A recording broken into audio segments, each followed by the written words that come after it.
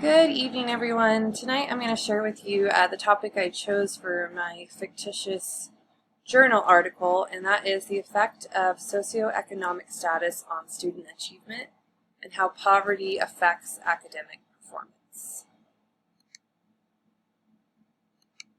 So my abstract for this article was, my article took a holistic approach to analyzing and examining the various effects a student's socioeconomic status has on their academic achievement. It explored the ideologies surrounding the contribution of socioeconomic status of the family on academic performance, in addition to the impact socioeconomic status has on a child's readiness for school. Additionally, it evaluated comparatively the impacts of being socioeconomically disadvantaged around the world in regards to international assessment. Finally, it concluded with a discussion of best practices and potential solutions. Introduction. So, a person's education is closely linked to their life chances and well-being. Therefore, it is important to have a clear understanding of what benefits or hinders one's educational attainment. Throughout my research, I found that socioeconomic status, I can't say that 5 times fast, parental involvement, and family size are particularly important factors in determining one's educational success.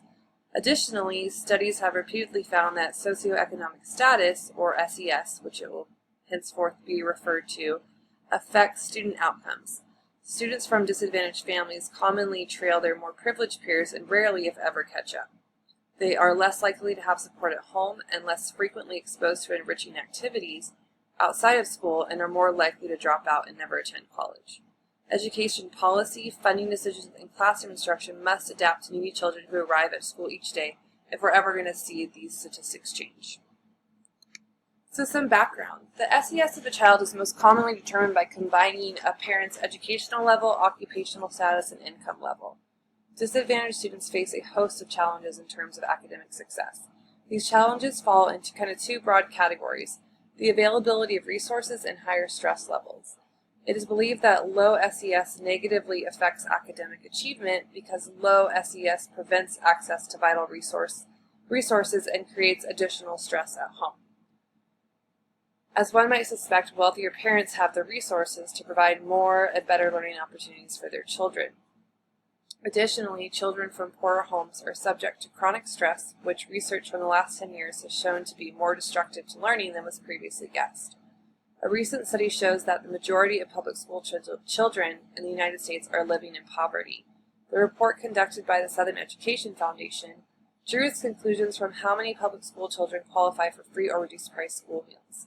Recent data shows poor students are spread across the country. However, the highest rates are concentrated in southern and western states.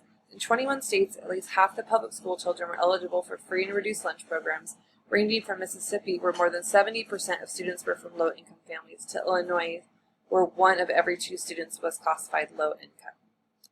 I've included a graphic here for you guys just to kind of look at how the stress of homelessness and poverty impacts children's academic performance. So half of children who are homeless are held back for 1 grade, and 22% are held back for multiple grades. In 2008, the dropout rate for students living in low-income families was about 4.5 times greater than the rate of their peers from high-income families. Students indicate that children who are homeless are 2 times as likely to have learning disabilities and 3 times as likely to have an emotional disturbance as children who are not homeless. 48% of students who are homeless met statewide standards in math in grades 3 through 8 in 2011 and 2012. And 51% of students who are homeless met statewide standards in reading in grades 3 to 8 in the 2011-2012 school year. So it's not a hopeless situation, but we need to rethink policies and assistance and how we can better serve our low-income students, which I'll discuss later in this presentation. So some global comparisons. The highest performing education systems are those that combine equity with quality. They give all children opportunities for good quality education. Educational failure imposes a high cost on society. Poorly educated people limit a country's economic capacity to produce, grow, and innovate. School failure damages social cohesion and mobility and imposes additional costs on public budgets to deal with the consequences, such as higher spending on public health and social support, in addition to greater criminality, among other things. Every 3 years, the Program for International Student Assessment, or PISA, is administered to 15-year-olds around the world. PISA measures student performance in mathematics, reading, and science literacy. The United States, more often than not, ranks on the south side of this international average, so lower. Socioeconomic disadvantage has a notable impact on student performance in the United States. Statistics show that 15% of the variation in student performance in the U.S. is explained by a student's socioeconomic status. Some argue that the United States mid-range PISA scores are directly correlated to the number of disadvantaged students we have. The U.S. does in fact have a relatively higher poverty rate compared to the 64 other nations contained in PISA's country analysis.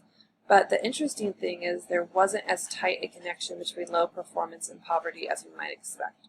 Some countries contend with higher levels of poverty but do better, such as Vietnam, where only 4% of students were low performers in all subjects. Meanwhile, some countries with lower poverty rates still had a larger number of low-performing students. For example, countries such as France and Sweden, who have lower poverty rates, saw higher percentages of low-performing students than the United States did.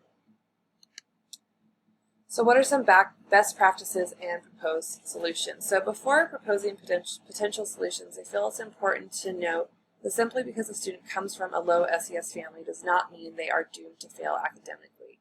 Author Greg Duncan said it best when saying, "There are harsh, inconsistent parents with stressed out children in high SES homes and sensitive, consistent parents with well-prepared children in low SES homes."